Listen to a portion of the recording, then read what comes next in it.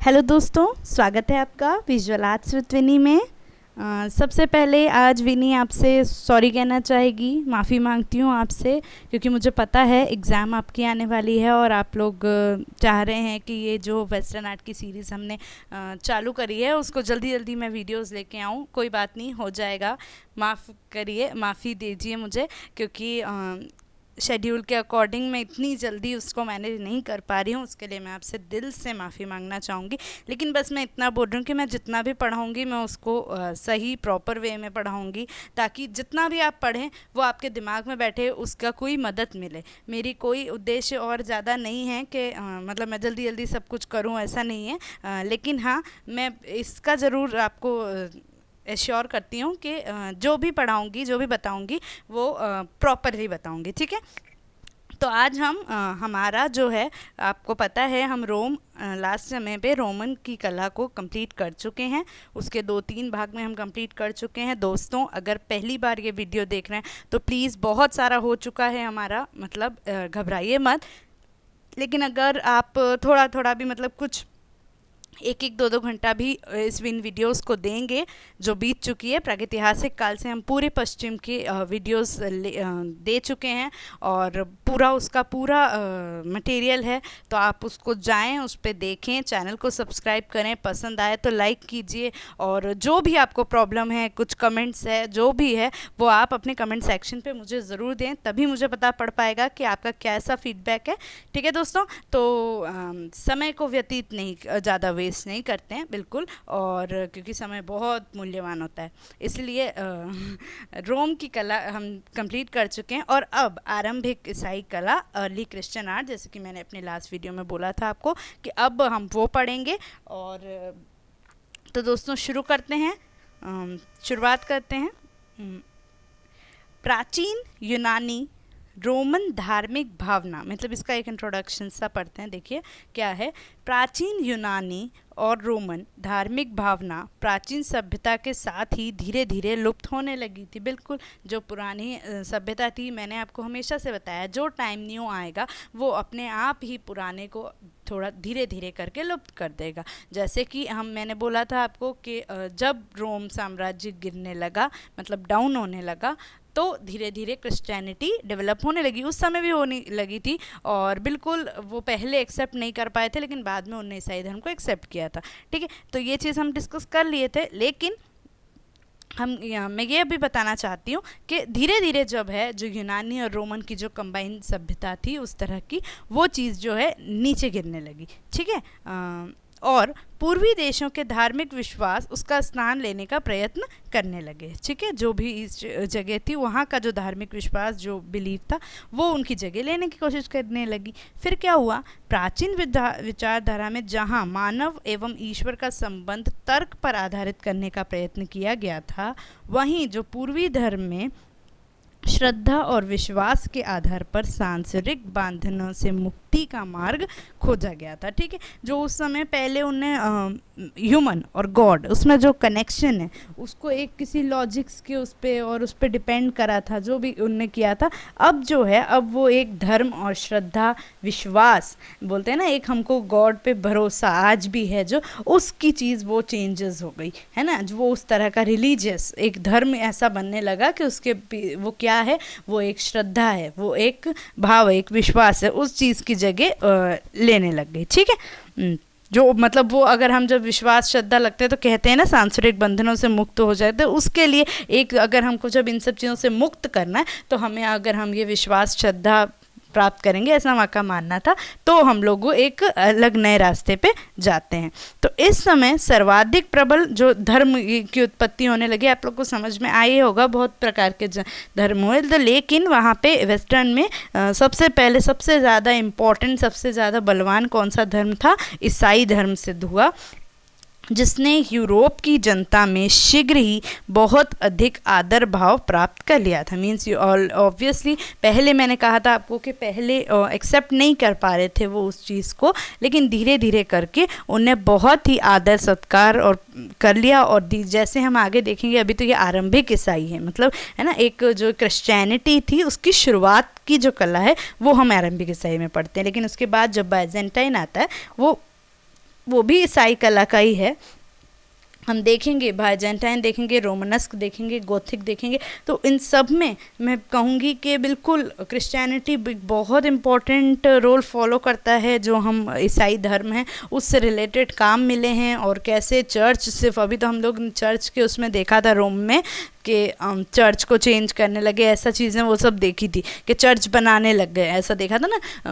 यूनान की हम बोलेंगे कि उनकी सेंटर्स को तोड़ तोड़ के उसको चर्च बनाई, बेसिलिकास बनाई, ये सब चीज़ें जो देखी थी हमने, तो वो चीज़ें मैं समझूंगी, वो चीज़ें वो इसलिए, ये तो अभी शुरुआत थी, लेकिन आगे धीरे धीरे क्रिश्चियनिटी जैसे धर्म बढ़ा, तो धर्म के लिए आज हम देख रहे हैं कितना कुछ डेवलप हो चुका है, तो वही चीज़ें जो है यहाँ पे शुरू होने लगी। ठीक है, तो ईसाई कला को समझने हेतु हमको कौन से युगों का अध्ययन आवश्यक है, वो है आरंभिक ईसाई युग, एंशिएंट क्रिश्चियन आर्ट, जो हम आज की इस वीडियो में पूरा पढ़ने वाले हैं।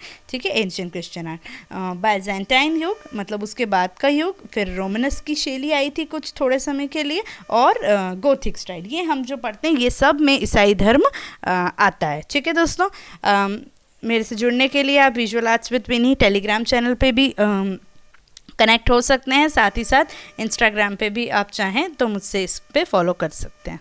ठीक है दोस्तों, अब देखते हैं हम मैंने आपको बताया वो चीज़ कि अब चेंजेस क्या आया था। ये चेंजेस आया तो ईसाई धर्म शुरू हुआ, और ईसाई धर्म के लिए हमको अब ये निम्न युग इतने सारे पढ़ने हैं, तो उसका सबसे पहला युग था आरंभिक ईसाई कला, एंशिएंट क्रिश्चियन आर्ट, जो कि 200 से 800 एडी का समय था, मतलब 200 से 800 ईस्वी का समय था। अब दोस्तों रोमन में ही हमने देखा एंड ईस्वी में हो गया था, तो अब जो हमारा सारा टाइम चलेगा means from the ancient Christian art, आपका पूरा समय अब सब ईस्वी में रहेगा। अगर कुछ क्वेश्चंस आते हैं, कुछ चीज़ होती है एग्जाम में, तो आपको बिल्कुल ये टाइमलाइन इन चीज़ों में हेल्प करती है दोस्तों। चलिए एक चीज़ और देखते हैं कि क्या, मान लीजिए आपको अगर कोई भी एंशिएंट क्रिश्चियन आर्ट से आपको अगर टाइमलाइन से सारे पीरियड्स लर्न हैं, तो आपको पता है कि एंशिएंट क्रिश्चियन आर्ट के बाद के जितने भी समय आएंगे, जितना भी काम आएगा, वो सब एडी यानी कि ईस्वी में रहेगा। ये आप लोगों को बहुत अच्छे तरीके से याद में रखना है कि कहाँ से आपकी ईस्वी शुरू हो गई, कहाँ से ईस्वी शुरू हुई। तो वो आपने अगर मेरा टाइमलाइन का वीडियो देखा होगा तो आपको बिल्कुल समझ आ जाएगा कि जब ईसा मसीह आए तो वहाँ से ईस्वी चालू हुई, और ईसा मसीह कब आए, ईसा मसीह आए जब क्रिश्चियनिटी चालू हुई, जब ईसाई धर्म चालू हुआ, that means ancient Christian art में। तो ये बिल्कुल कन्फ्यूजन ही नहीं है कि एंशिएंट क्रिश्चियन आर्ट यहाँ से चालू हुआ, और हम लोगों को तब से हमारी जो है डेट्स सारी क्या आएंगी, ईस्वी में आएंगी। उसके बाद का जितना टाइम आएगा, चाहे वो गोथिक हो, चाहे वो पुनरुत्थान काल हो, चाहे वो क्लासिज्म हो, चाहे वो यथार्थवाद हो, प्रभाववाद हो, वो सारी डेट्स कहाँ पे जाएगी, वो सारी डेट ईस्वी में जाएंगी। ठीक है दोस्तों, तो अब ये चीज़ एक मैंने कन्फ्यूजन, इन जनरली लोगों को कन्फ्यूजन होता है, इसलिए मैंने वो टॉपिक आपके सामने छेड़ा। ठीक है, अब पढ़ते हैं हम फाइनली अपना एंशिएंट क्रिश्चियन आर्ट। 3री शताब्दी ईस्वी में के दौरान रोमन साम्राज्य ने कई आंतरिक युद्ध लड़े गए। एट द एंड हम लोग देख चुके हैं जो लास्ट पार्ट था वीडियो का। दोस्तों इन सब के वीडियो आपको मेरे डिस्क्रिप्शन बॉक्स में अवेलेबल मिल जाएंगे, नहीं तो आप लोग देख लीजिएगा रोमन कला को। ठीक है, क्योंकि मैं बार बार रोमन का वो छेड़ूंगी तो आप लोगों को क्यूरियोसिटी होगी जानने की, इसलिए बता रही हूँ। तो 3री शताब्दी ईस्वी ये जो समय था, इस समय के दौरान रोमन साम्राज्य में अब खलबली होने लग गई है ना, अब डाउनवर्ड। क्यों? क्योंकि अब जाने का समय है, जाने का समय आ जाता है तो बस फिर आपस में लड़ने लग जाते, कुछ भी करेंगे वो तबाही आ जाती है एक तरह से। तो वैसे ही उसमें भी क्या हुआ, आंतरिक युद्ध लड़े गए, आर्थिक समृद्धि भी नष्ट हो गई, जो इकोनॉमी थी उनकी वो भी डाउन होती गई। फिर जिससे रोमन राज्य में राजनीतिक और आर्थिक अस्थिरता का भी माहौल पैदा हो गया, मीन्स एक इंस्टेबिलिटी आ गई, ये सब चीज़ें कम होने लगी। इसके अलावा रोमन साम्राज्य ईसाई धर्म के नए उभरते धर्म के लिए गंभीर रूप से विरोध कर रहा था। ये मैं आपको बोल रही हूँ कि पहले उन लोगों ने विरोध किया, ठीक है, जिसने जनता के साथ पक्ष लेना शुरू कर दिया था। मतलब जो आम जो लोगों के लिए फेवरेबल था, लेकिन उनने स्टार्टिंग में उसको विरोध किया, बट बाद में इनने उसको अपना लिया था। ठीक है, आगे देखते हैं। रोम साम्राज्य डायोक्लेटिनस ने इस नए उभरते धर्म को पूरी तरह से खत्म करने के कई प्रयास किए। डायोक्लेटियन नाम के जो साम्राज्य थे उनका समय काल भी था कुछ 200 ईस्वी ऐसा समय का चाली था उस समय कुछ। तो वो हम बाइजेंटाइन में पढ़ेंगे वो पूरा प्रॉपर। तो उस समय जो था उनने बहुत सारी परेशानियां करी, जो मतलब जो थी भी सही, जो कुछ क्रिश्चियनिटी के अवशेष थे जो लोग उसको उभार भी रहते, तो उसने क्या किया, उसको उनको जला दिया, उनकी जो कुछ पोथी या फोटोज़ या कुछ उसको जला दिए। और जो लोग मतलब बोलेंगे जो एक पर्टिकुलर ग्रुप होता है ना, वो उस चीज़ को फॉलो भी करते थे तो उनको भी निकाल दिया। ऐसा काम किया था किस राजा ने? डायोक्लेटियन। इनका नाम आप मत भूलेगा, डायोक्लेटियन। ये बहुत क्वेश्चन में आता है कि आरंभिक ईसाई कला के समय किस राजा ने विरोध किया था, किस राजा ने विरोध किया था और किस राजा ने एक अपना संरक्षण प्राप्त किया था। तो ये भी आ गए वो राजा, महान राजा। बाइजेंटाइन में इनका बहुत जिक्र होगा, लेकिन मैंने सोचा एक बार क्लियर वो डायोक्लेटियन का नाम लिया तो आपको लर्न रह जाएगा, इसलिए मैं एक बार ये भी बता रही हूँ। हालांकि अंततः बाद में उसके बाद इससे सम्राट कॉन्स्टेंटाइन भूलना मत, ये अच्छे हैं और डायोक्लेटियनस बुरे थे। उनने मतलब वो नेगेटिव थे और ये पॉजिटिव थे। याद रखिए, ये सब याद रखने की चीज़ें हैं प्लीज़। इसका किसी भी चीज़ से कोई उद्देश्य नहीं है, आप ये मत सोचिए, ये सिर्फ मेरे दिमाग की काल्पनिकताएं हैं। इसलिए मेरे को याद रखने के लिए मैं ये सब बताती रहती हूँ आप लोग को। तो कॉन्स्टेंटाइन जी हमारे पॉजिटिव हो गए और डायोक्लेटियनस हमारे नेगेटिव हो गए। इन दोनों ने जो क्रिश्चियनिटी में इनका योगदान रहा है मतलब बहुत सारा इनका जिक्र आएगा, इसलिए बता रही हूँ। तो उनने जो है चौथी शताब्दी ईस्वी 330 AD होता है टाइम, लर्न है मुझे, पता है मुझे, वही चौथी शताब्दी जो आएगा उस समय जो है उनने स्वीकृति दिला दी थी। वो उसकी कहानी हम आगे पढ़ेंगे। इसके अलावा एक केंद्र के रूप में रोम का महत्व भी समाप्त हो गया। ठीक है, अब जो रोम एक सेंटर होता था, जो रोम सिटी थी मेन सेंटर हम जिसको कहते थे, वो भी अब एंड आ गई क्योंकि डायोक्लेटियनस ने तो पहले ही सपोर्ट किया ही नहीं था, कॉन्स्टेंटाइन जी ने किया था। तो उनने जो है अपना सेंटर भी चेंज कर लिया। कैसे? उसकी नई राजधानी बाइजेंटम होता है वो, उसमें ट्रांसफ़र हो गई। ठीक है, आगे पढ़ेंगे, इसीलिए उसको भी बाइजेंटाइन आर्ट कहते हैं जो अब अगला आएगा। क्योंकि मेन सेंटर क्रिश्चियनिटी का बाइजेंटियम था और कॉन्स्टेंटिनोपल ने डेवलप किया था। ठीक है, रोमन कला के समाप्ति के वर्षों में ईसाई कला उभरने लगी। इस प्राचीन ईसाई कला की अवधि 200 से 700 ईस्वी तक रही। इस कला के पीछे प्रेरणा ईसाई धर्म ही है। नाम से ही सब पता चलता है कि इस समय इसका जो प्रेरणा क्या थी, 200 से 700 ईसाई धर्म जो है, क्रिश्चियनिटी जो थी, जीसस क्राइस्ट के जो फॉलोअर्स थे, वो इसकी पूरी आर्ट की प्रेरणा रही। सब्जेक्ट मैटर भी कहें चाहे कुछ भी, सब कुछ उन्हीं के इर्द गिर्द था और यही चलेगा अभी पुनरुत्थान तक, यही कहानी चलेगी, है ना। इसलिए बस बहुत हो जाता है तो फिर वो लोग, उनको गुस्सा आ जाता है पुनरुत्थान वालों को। ठीक है, अब देखते हैं, थोड़ा सा मजाक मस्ती है बस, कुछ नहीं और। अब देखते हैं, आरंभिक ईसाई धर्म प्रचारकों ने मूर्तियों का विरोध किया। ठीक है, जो स्टार्टिंग में जो धर्म प्रचारक थे उनने मूर्तियों का विरोध किया।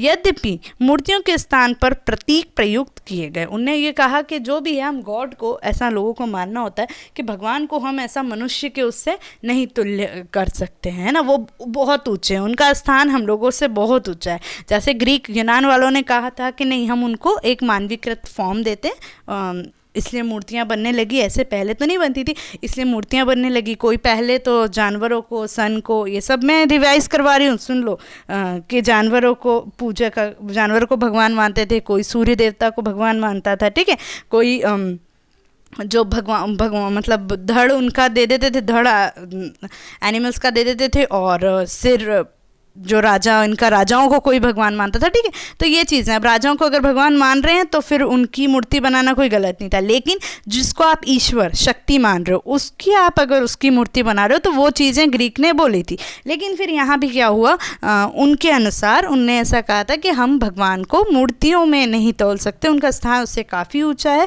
इसलिए हम उनने क्या किया, फिर प्रतीकों के फॉर्म में उसको प्रयुक्त किया गया। बहुत धर्म ऐसे होते हैं जो मूर्ति पूजा के खिलाफ होते हैं, वो इसलिए वही करते हैं कि उनका हम मानवीकृत नहीं कर सकते, है ना, हमसे वो उनका स्थान काफ़ी ऊंचा है, इसलिए हम लोग उनको एक एज अ सिंबल फॉर्म कर सकते हैं, पूछ सकते हैं। तो वही वो चीज़ उनने कहा।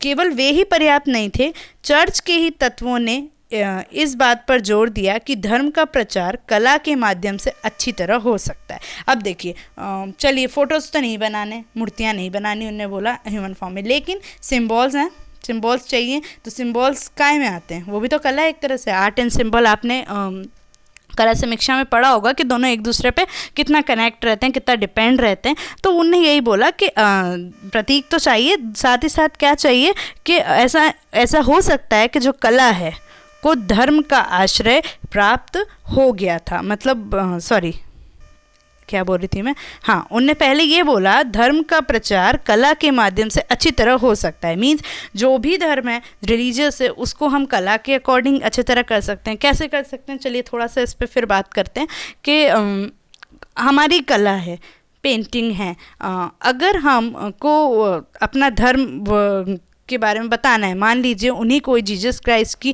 कहानियाँ बतानी होती है ना, जैसे साखियाँ कहते हैं हम लोग इस चीज़ को, कि भगवान की जो कहानियाँ होती हैं, उनकी जो आप बीती होती है, या उन लोगों ने जो अच्छे कार्य किए उसको बताते, कैसे बताते हैं हम लोग, कोई भी धर्म है उसमें हम कैसे बताते हैं, चाहे वो बौद्ध धर्म हो, सिख धर्म हो, कैसे। तो इन चीज़ों से हम लोग इस चीज़ में ये यूज़ करते हैं कि हम उनकी कहानियाँ, उनकी साखियाँ एक पेंटिंग के फॉर्म में डिस्क्राइब कर सकते हैं। पहले तो और कुछ फ़ोटो वोटो तो चलते नहीं थे, तो ये चीज़ें हैं, हम उनका कर सकते हैं। हमें अगर किसी को बताना है, सोशली हमें कुछ प्रचार करना है, लेकिन धर्म से रिलेटेड, तो हम उसके लिए भी हम आर्ट का यूज़ कर सकते हैं, चाहे वो पेंटिंग हो, मूर्तिकला हो, आर्किटेक्चर भी क्या है। आज हम वो भवन बनाते हैं तो वहाँ पे क्या होता है, एक धर्म का प्रचार के लिए हम वो बना रहे हैं। तो वो ये कह रहे हैं कि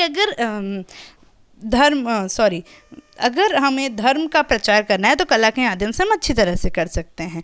इस प्रकार यद्यपि कला को धर्म का आश्रय प्रदान हो गया था, किंतु प्राचीन नियमों से विमुख होने के कारण इस समय की कला में शरीर रचना तकनीक एवं परिप्रेक्ष्य समेत अनेक कमी आई। अब वो लोग एक बोलते हैं ना, जब दिल काम करता है तो दिमाग को हटा देते हैं, तो वही काम हुआ। हम इतने इमोशनली अटैच्ड हो गए थे अपने रिलीजियस में, हमारे धर्म में, तो हम लोगों ने कला को, मतलब आप एक नॉर्मल इंसान के नॉर्मल अपने दिमाग में कॉमन लैंग्वेज में सोचिए कि बिल्कुल अब उन लोगों के दिलो दिमाग में बस कौन हो गए, ऑब्वियसली बोलते हैं सब भगवान मानते, भगवान 100 साल आपके जीवन दुनिया धरती पे जी के गए, तो उनकी कहानी, उन चीज़ों को हम फॉलो करते हैं और हम बिल्कुल अपने हर चीज़ भूल के हम अपने ईश्वर के साथ जुड़ जाते हैं। तो वही चीज़ वहाँ के उस समय के लोगों को हुई, जो भी क्रिश्चियनिटी से जुड़ रहे थे, उनको ऐसा लगा पहले तो कि धर्म के प्रचार के लिए कला की ज़रूरत है और कला के लिए धर्म भी उतना ही महत्वपूर्ण है। कला और धर्म का जो टॉपिक होता है हमारे क्रिटिसिज्म में, वो भी आपने पढ़ा होगा, तो आपको ये चीज़ बहुत अच्छे से क्लियर होगी कि आर्ट के लिए भी रिलीजियस एक बहुत बड़ा टॉपिक है। और दोनों ने एक दूसरे को मतलब फुल्ली सपोर्ट किया है, हम ऐसा बोलेंगे। तो जब इस चीज़ में कला घुसी, अब आप देखिए पूरी चीज़ इमोशन का काम हो गया था, क्या कि भाई हमारा धर्म है, हमारे ईश्वर हैं, हमें ऐसा करना चाहिए, हमें वैसा करना चाहिए। तो जब दिमाग इसमें गया तो जो पर्सपेक्टिव आप समझते हैं, परिप्रेक्ष्य, पूरा दिमाग का काम है, पूरा कैलकुलेशंस का काम है। तो वो चीज़ें, दूसरी फिगर एनाटॉमी, वो सब चीज़ें एक कैलकुलेशन होती है, एक क्या बोलूँगी, एक उनके पीछे एक कहानी है, एक नॉलेज है। आर्ट एजुकेशन में ये चीज़ें आती है कि हमें ये सब चीज़ें देखनी है कि सिर का कितना भाग बॉडी है और वगैरह वगैरह, पर्सपेक्टिव है, ये इतना पास है तो कैसा दिखेगा, इसका इतना दूर है तो कैसा दिखेगा। तो ये चीज़ें जो है सब, ये चीज़ों में कमी आने लग गई थी। बिल्कुल, क्यों? क्योंकि बस इसका आप ये याद रखिए, क्योंकि जब दिल काम करने लग गया तो दिमाग काम करना भूल गया। ठीक, आज बहुत फिल्मी जैसी बातें कर रही हूँ मैं, पर क्या करूँ, याद आपको ऐसे ही रहेगा। आगे, वृक्ष, पर्वत, भवन बहुत छोटे छोटे बनने लगे, सुनहरी पृष्ठभूमि पर भारहीन आकृति का चित्रण होने लगा। ठीक है, गोल्डन बैकग्राउंड पे हैवी आकृति का चित्रण होने लगा। क्षितिज रेखाओं का अंकन बंद हो गया। क्षितिज रेखा मतलब, मैं समझ लूँ एक मिनट, होरिजोन लाइन, मतलब आप जो आपका होरिजोन आप सब जानते हैं, जो होरिजोन सेंट्रल लाइन होता है, ओरिजिन से रहता है, वो होरिजोन, उसका भी अंकन बंद हो गया। क्यों ये मैं बता रही हूँ, क्योंकि रोम में मैं बता चुकी चुकी हूँ आपको कि पर्सपेक्टिव बहुत सुंदर डेवलप हो गया था, बहुत अच्छे तरीके से काम हुआ था परिप्रेक्ष्य में। लेकिन जैसे एंशिएंट क्रिश्चियन में आए तो सब लोगों का ध्यान किन्हीं पे आ गया, धर्म पे आ गया, इमोशंस पे आ गया, तो वो ये सब चीज़ें भूल गए। तो इसी हिसाब से होरिज़ोन वगैरह बंद कर दिया।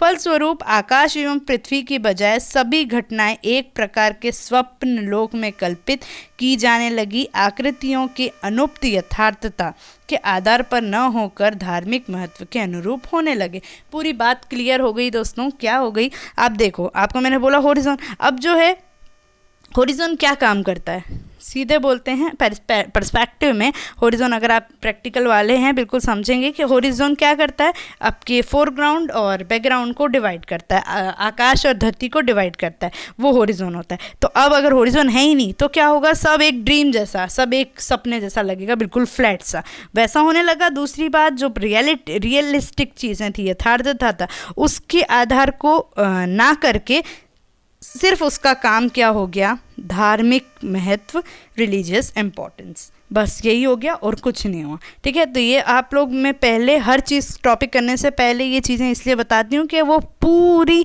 चीज़, चाहे वो वास्तुकला हो, स्कल्पचर हो, सब कुछ इसी के अराउंड घूमेगी, इसलिए बता रही हूँ। चिंता मत कीजिए कि इतना सारा नहीं है, आज एंशिएंट क्रिश्चियन पूरा ही करेंगे, भले वीडियो बढ़ा जाएगा तो भी, ठीक।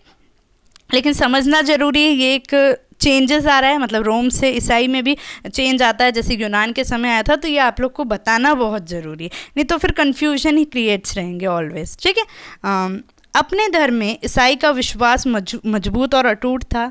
ईसा मसीह के संदेश ने उन्हें तीव्रता से छू लिया। मैं ये चीज़ डिस्कस कर चुकी हूँ पहले। उनका मानना था कि भगवान पृथ्वी पर अपने प्यार को साबित करने के लिए आए हैं और उन्हें अपने स्वयं के उदाहरणों और शब्दों से रास्ता दिखाने के लिए आए हैं। ठीक है, उन दिनों शिक्षा पूरी तरह से उपेक्षित थी। ठीक है, उपेक्षित मतलब समझे, नो मतलब एजुकेशन ज़ीरो थी उस समय। ठीक है, तो जो बात है निरक्षरों के अनुपात में वृद्धि का कारण बनती थी। मतलब कि वो उनके कंपैरिजन जो कला है, सॉरी इसमें गलत लिखा है, कला जो है वो निरक्षरों, मतलब अब आप वर्ड से डिस्क्राइब कर नहीं सकते, पर अब आपको उसके कंपैरिजन निरक्षरों, मतलब जो वर्ड्स नहीं है उसके कंपैरिजन कला बहुत काम में आती थी।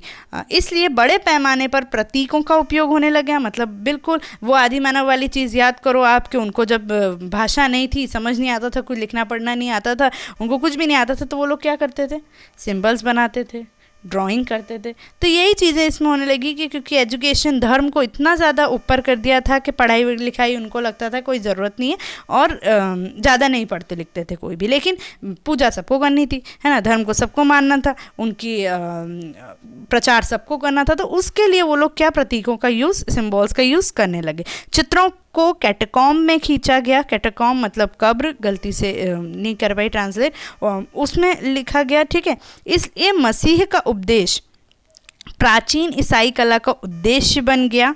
इस युग में चित्र ग्रीसो रोमन शैली में किए गए। वो शैली तो वही चल रही थी, लेकिन उसको कहाँ कहाँ बनाया गया वो हम ध्यान देते हैं। दूसरी चीज़, कैटाकॉम्स बिल्कुल याद रखना, वो यहीं पे शुरू हुए।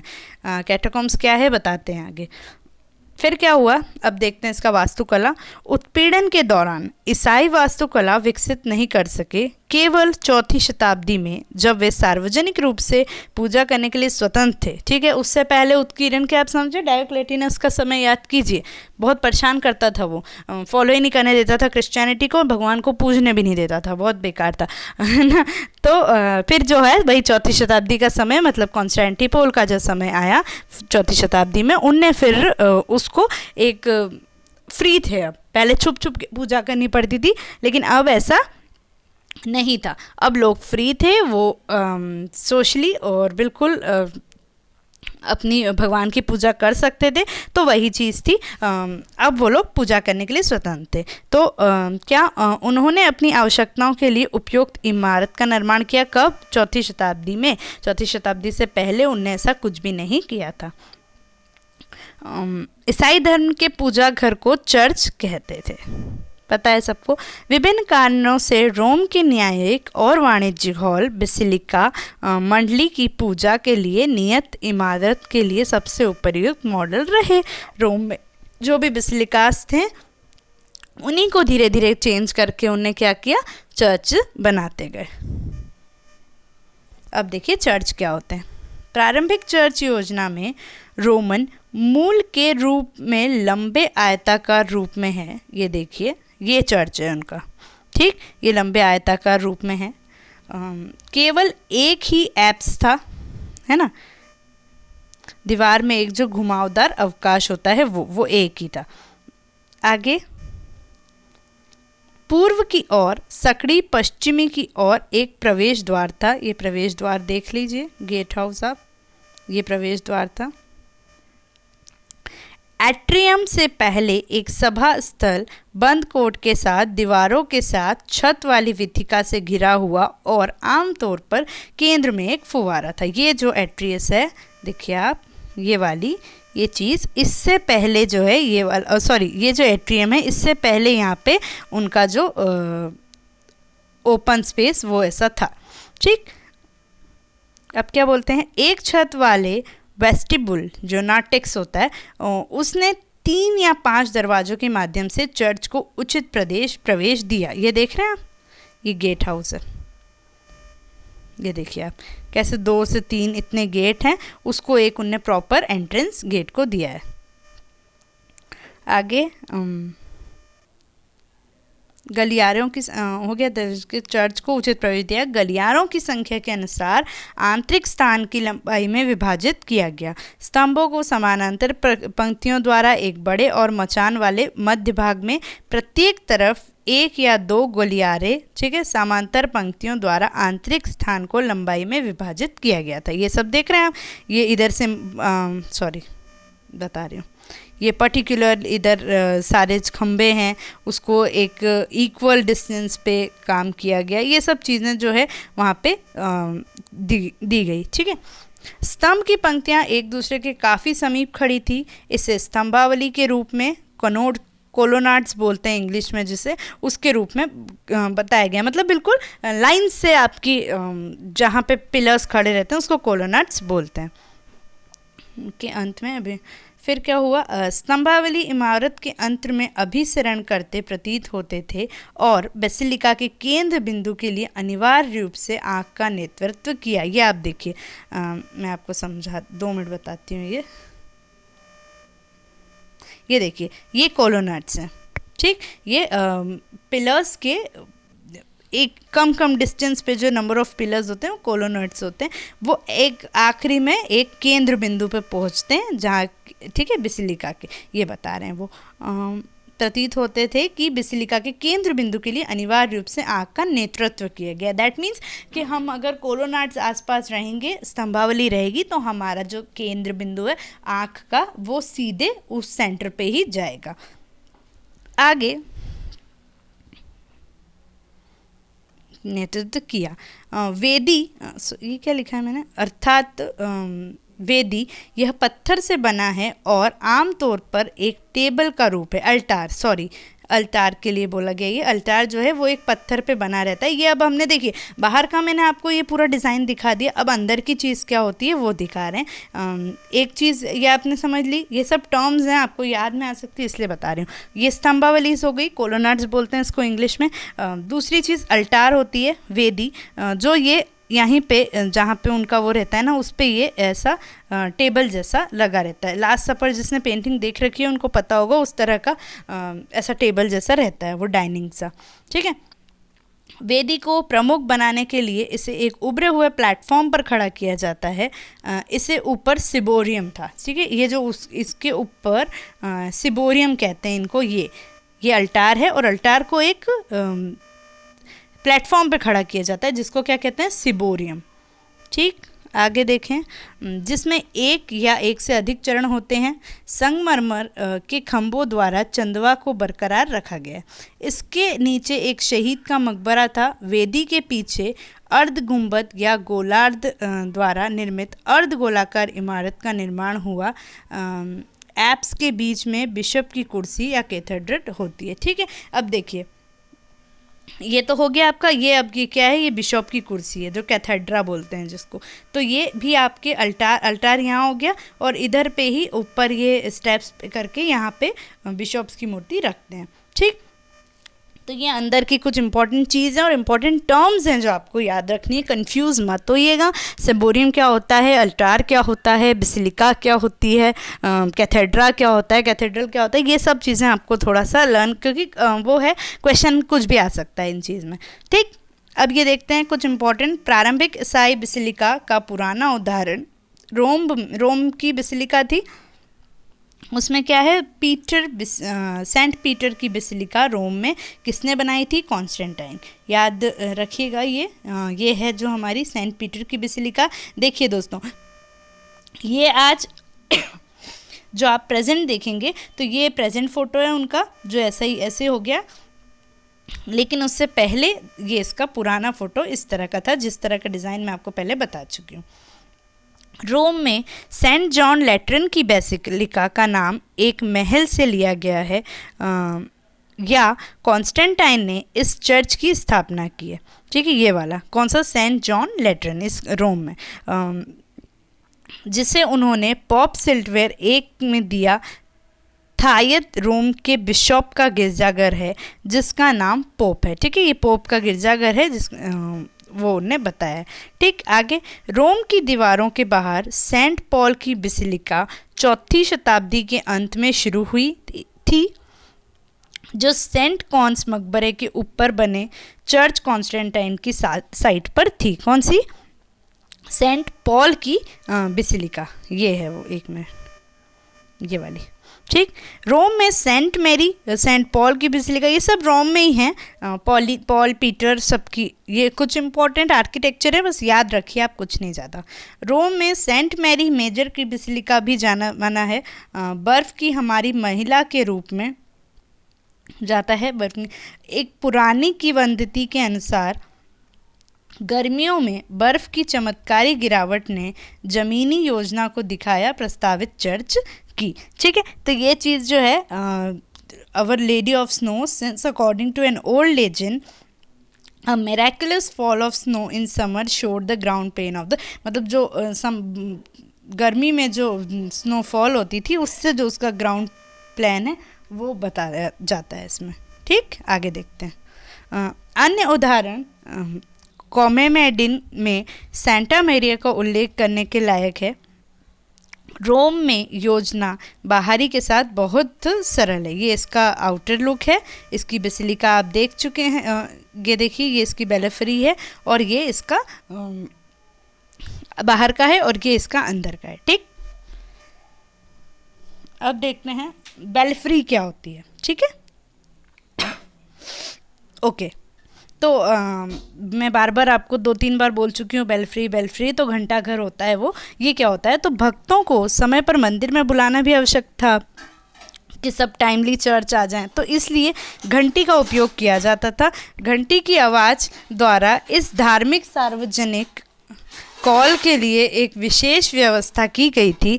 सार्वजनिक कॉल के लिए एक विशेष व्यवस्था की गई थी। घंटियों को टावर के शीर्ष पर लटका दिया जाता था, जो फर्श और खिड़कियों के साथ लगाए गए थे। इस तरह की संरचना टावर की तरह दिखती है, जिसे बेल्फ्री कहा जाता है। बेल्फ्री और कॉम्पेनाइल क्या होता है, जब उनको बुलाना होता है तो वो लोग उसको एक हाई, अगर देखते हैं ना, जितनी ऊंचे उस पर लगा के और आवाज़ आती है ना, तो वो बहुत दूर तक जाती है। तो कहीं कहीं तो चर्च के थोड़े पास में और कहीं कहीं थोड़ा अलग से भी बेल्फ्री बनी जाती थी, लंबी सी। देखिए आप, ये देख रहे हैं आप, ये अभी का है, ऐसा पुराना भी होता था।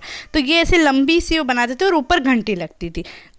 जब प्रेयर का टाइम होता था तो वो उसको बजा देते थे, तो लोग वहाँ पे एकत्रित हो जाते थे। तो यही चीज़ होती है बेल्फ्री।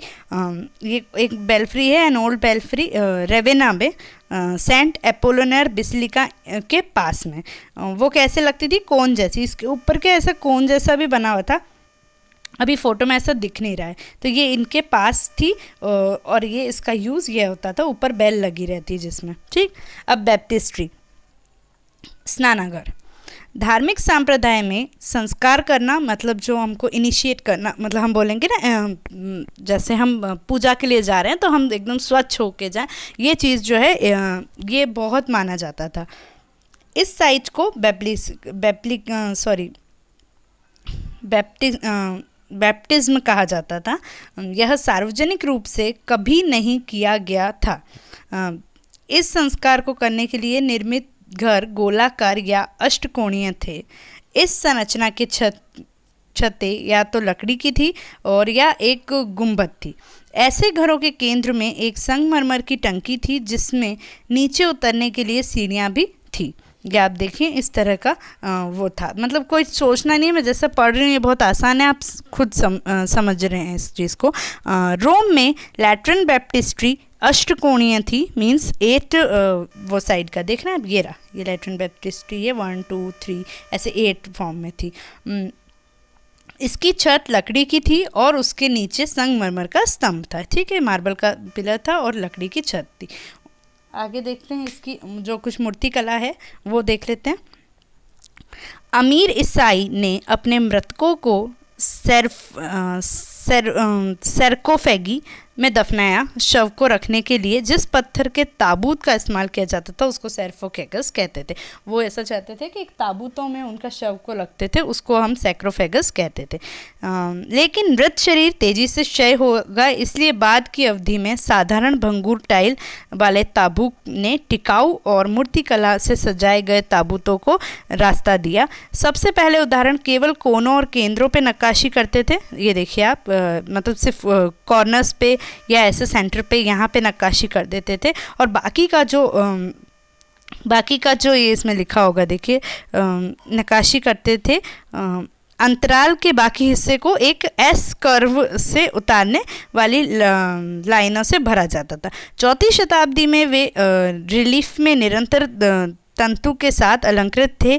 बाद में एक के बाद एक सजावट की दोहरी पंक्तियां भी शंख के में फंसा मृतक की प्रतिनिधित्व केंद्र में दिखाई दिया। ठीक, अब देखिए आप, ये क्या करते थे, पहले इसे साइड में बना देते थे ताबूतों पे और बाकी सब में ऐसे से जोड़ देते थे, इस तरह की डिज़ाइनिंग्स करते थे। ये है ताबूत, आप देखो, ये है सैक्रोफेगस, इसे मिट्टी का बना के इसमें शव रखते थे, लेकिन शव सड़ जाता था उसमें, ऐसा कहते हैं।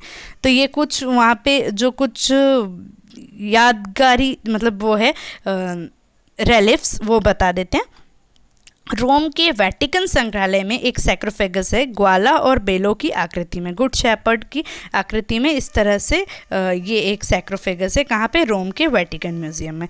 दूसरा क्या है, वेटिकन ग्रोटोस में सैक्रोफेगस ऑफ फीनियस बैसूस, ये बहुत काम का है, रखिएगा। जो 39 की एज में, ये राजा थे, 39 की एज में उनकी डेथ हो गई थी, वो एक 10 पैनल के रूप में सैक्रोफेगस बनाए। देखिए कितना सुंदर ताबूत है, 10 पैनल बने हुए हैं इसमें और सब में अलग अलग उनने सीन दिए हैं। ठीक, तो ये वो था। मूर्तिकला ने अपनी उपस्थिति दर्ज की वेटिकन संग्रहालय में। मेमने का जो गुड शेपर्ड वाला मूर्ति बहुत फेमस है।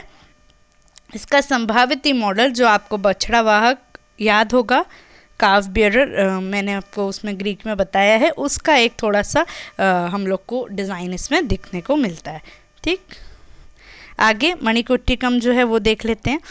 भव्य और शानदार आंतरिक रूप के लिए चर्चों को अंदर से अलंकृत किया जाने लगा। ठीक, भित्ति चित्रों के बजाय, मतलब जो उसमें पेंटिंग्स करने के लिए, दीवारों पे पेंटिंग्स करने के बजाय आंतरिक रूप से चर्च को सजाने के लिए मणिकुट्टिम विधियों का उपयोग किया जाने लगा।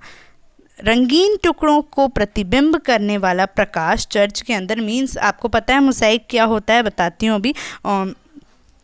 वो कांच को जोड़ के बनाते हैं हम, तो उसमें कांच लगा रहता है। ठीक, तो वो जो आपस में रिफ्लेक्शन प्रोवाइड करता है अंदर चर्च में, तो उसका जो है एक अलग ही देखने को मिलता है, एक अलग ही मज़ा रहता है उसका। तो वो चीज़ जो है उसकी एक स्पेशलिटी थी। पूर्व युग में रोमन के मणिकुट्टिम का उपयोग हम देख ही चुके हैं, लेकिन ये प्राचीन ईसाई कला युग के दौरान तेजी से मतलब इम्पॉर्टेंट हो गया। मणिकुट्टिम दृश्यकला की एक शाखा है जिसकी एक अलग तकनीक है। रंगीन कांच, पत्थर या अन्य सामग्री के टुकड़े या आकृति की रूपरेखा का एक संयोजन दीवार पर चिपका दिया जाता है। एक कॉम्पोजिशन, उसको जोड़ जोड़ के उस तरह से दीवार को उसको चिपका दिया जाता है। इन रंगीन टुकड़ों को टेसेरा कहते हैं, टेसेरा। प्रारंभ में दीवारों को सीमेंट मिश्रण या चूना पत्थर के साथ प्लास्टर करते हैं और उसके ऊपर जो है वो उस चीज़ों को फिट कर देते हैं। प्राचीन ईसाई युग के दौरान चर्च की दीवारें एप्स के ऊपर गुंबद के अंदरूनी हिस्से को मणुकुट्टिम से सजाया जाता है, ठीक। जो उसके ऊपर ये एप्स ये दिख रही है ना आपको, इसको आप बोलेंगे जैसे चर्च के अंदर एप्स, इसमें मैं दिखाऊँ आपको, चर्च के ऊपर जो ये सेमी सर्कुलर फॉर्म में ये रहती है, इसको हम बोलते हैं एप्स। तो इसके जो ये वाला हिस्सा है उसको मोज़ाइक से सजाया जाता है। एक अंधकारी दाढ़ी के साथ ईसा मसीह की छवि है, जिसमें एक ढीला सुनहरा लबादा पहने हुए एक राजा की उसमें बैठे हैं। ये आप देखिए कैसे बैठे हैं। एक मिनट मैं इसको मिटा देती हूँ। अब एक राजा के उसमें बैठे हैं with an overgrown beard, wearing a loosely fitted robe. He is sitting on the regal throne. कहाँ ऊपर बैठे हैं राजा के जैसे, इधर जो है उनके सेंट पीटर और सेंट पॉल बैठे हैं आसपास। इस तरह से एक कॉम्पोजिशन है, इम्पॉर्टेंट है जो। अब चित्रकला देखने हैं तो मोज़ाइक के बाद वीडियो बढ़ा जा रहा है, पर कोई बात नहीं, चित्रकला ख़त्म करके एंड करते हैं। ये रोम में भूमिगत कब्रिस्तान है। प्रारंभिक ईसाइयों ने सांप्रदायिक समाधि के दौरान रिवाज का पालन किया। मीन्स अब जैसी वो जहाँ पे उधर पिरामिड्स बनते हैं, याद आ गया आपको, मस्तबे याद आए, है ना, मकबरे याद आए, सब चीज़ बनी। तो वैसे ही वहाँ अब यहाँ का जो फॉर्म था वो था कैटाकॉम, वो उनका टाइम था। कैसे क्या था, पहली शताब्दी ईस्वी में शुरू किया, वे चौथे के अंत तक उपयोग में था। ये कई और जटिल मार्ग असली भूल भुलैया लगभग एक भूमिगत उपयोग में थे। ये भूल भुलैया लगभग एक भूमिगत शहर को गठन करते थे। दीवारों में समाधि थी, चूँकि यह ईसाइयों के लिए अपने मृतकों को दफनाने के लिए प्रधानगत था। शरीर को शामिल करने के लिए आलों को लंबा और गहरा होना चाहिए, रोमन कोलम्बरिया की तरह छोटे होने के बजाय, ठीक। तो ये इस तरह से था। ये दीवारों में आप देखिए ऐसे बना देते थे जहाँ पे उनको दफनाया जाता था। इन्हीं को कहते हैं कैटाकॉम्स। ऐसे दीवारों के अंदर जो आपकी वो बन जाती है स्पेस, कब्र, उसमें ये बॉडीज़ रखते थे। तो ये चीज़ थी। अब आपने देखिए इस तरह के कब्र बनाया तो उसको सजाना भी ज़रूरत है, तो उसी पे पेंटिंग्स बनती थी और कुछ नहीं। दफनाने के बाद आला को संगमरमर या पत्थर के स्लैब के भांति बंद करके सील कर दिया जाता था, जिस पर मृतक का नाम लिख दिया जाता था। कभी कभी एक मेहराब के रूप में सबसे महत्वपूर्ण कब्र काटा गया और इसके सामने एक बड़ा स्थान कक्ष एवं अंतिम संस्कार चैपल के रूप में कार्य करते थे। अब जो छोटे थे वो ढंग से नहीं कर पाते थे, उनका इतना अच्छे से कैटाकॉम्ब पेंटिंग नहीं होता था, जो जितना बड़ा उसको उनका अच्छे से होता था। अब इसकी पेंटिंग्स देखते हैं तो भित्ति चित्र कब्र की भित्ति को सजाते हैं, दिखाते हैं कि कैसे प्रारंभिक ईसाई कला शायद ही रोमन कब्र चित्रों से अलग थी, कई मौजूदा रूप और प्रतीकों के लिए जो उनके मान्यताओं के साथ सामंजस्य स्थापित करते थे, अनुकूलित किए गए थे। कबूतर मृतक की आत्मा, मतलब वो लोग उस पर अंदर शेप्स बनाते थे, एनिमल्स बनाते थे। तो वो क्या बोलते थे, जो कबूतर है वो मृतक की आत्मा की स्पष्टवादिता और निर्दोषता का प्रतिनिधित्व करता था। मेमना जो है वो रेडमीर का सबसे अधिक इस्तेमाल किए जाने वाला प्रतीक था। रेडमीर मतलब ईश्वर। यह दिव्य धैर्य की एक छवि है। मछली है वो उसके लिए एक ग्रीक वर्ड एक्स्टस ये लिखते थे। देखिए ये वाला दिख रहा है आपको, देखिए इसमें सब मेमना और ये सब हैं, और यहाँ पे ये मछलियों से ये एक्सटीएस की ऐसा जो प्राप्त हुआ है वहाँ पे। तो इससे क्या होता था, रेडमीर के नाम और टाइल्स के लिए एक एक्रोस्टिक है, शायद उसे सबसे पुराना विशेष रूप से ईसाई का प्रतीक माना जाता है। कौन सा अन्य कब्रों पर नहीं मिला है। एंकर जो आशा और मोक्ष के लिए है, साथ ही क्रॉस के लिए खड़ा है। एंकर मतलब आप सबको पता है, ये वाला क्रॉस साइन जो होता है ये। तो ये सब चीज़ें जो है सिंबल्स वहाँ पे वो यूज़ करते थे ताकि आगे जो डेड हुए उनको भगवान ईश्वर की प्राप्ति हो। घूंघट में कुंवारी प्रिसिला, मतलब जो बोलते हैं वेल्ड कॉन्सेंट्रेटेड वर्जिन, प्रिसिलिका की कैटाकॉम्ब में पेंटिंग्स बहुत अच्छी मिली है, वो यहाँ पे मिली है। अलंकृत उसे गुड शेपर्ड के साथ जोड़ा गया था और देहाती प्रतीकवाद के साथ प्राचीन समाज में व्यापक था। प्रिसिलिका के कब्र में सबसे अच्छा फ्रेस्को क्या है? बैठी कुंवारी का है। ये आपको देख सकते हैं इसमें चेहरे, आकृति और कपड़े में यह शास्त्रीय मॉडल को दर्शाता है। यह मैडोना की पहली ज्ञात तस्वीर है। याद रखिएगा, मैडोना की पहली ज्ञात तस्वीर कहाँ से प्राप्त हुई है? प्रिसिलिका के कैटाकॉम्ब से प्राप्त हुई है। कैलिक्सटस के रोम में 5 संतों की पेंटिंग रोम में मिली है। ठीक, म्यूरल भी थोड़ा सा देख लेते हैं, बस यही है आखिरी। ईसाई धर्म प्रतिष्ठानित रोमन साम्राज्य की तरह समृद्ध और समृद्ध नहीं था।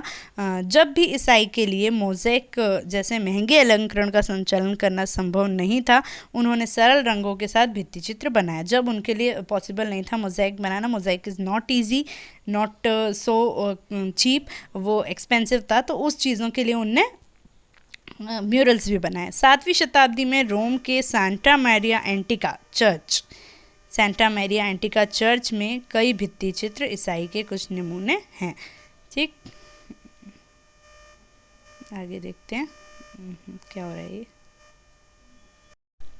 ठीक है दोस्तों, तो अब देखते हैं कुछ चीज़ इसमें याद रखने की है। ब्राउन और मैरून कलर का इस्तेमाल यहाँ पे ज़्यादातर किया गया है। ज़्यादातर प्राचीन कहानियों को प्रारंभिक ईसाई कला में नई मान्यताओं और अर्थों के परिप्रेक्ष्य में चित्रित किया गया है। प्रारंभिक क्रिश्चियन कला में कब्र के लिए जानी जाती है, मतलब कैटाकॉम्ब्स के लिए जानी जाती है। ठीक है दोस्तों, तो जल्दी आएंगे बाइजेंटाइन कला के लिए लेके। वीडियो कैसा लगा प्लीज़ कमेंट सेक्शन में ज़रूर आप बताएं, तो हमें समझ आएगा। अगर पसंद आया तो लाइक ज़रूर कीजिए, वीडियो को ज़्यादा से ज़्यादा शेयर कीजिए, चैनल को सब्सक्राइब कीजिए। Thank you so much.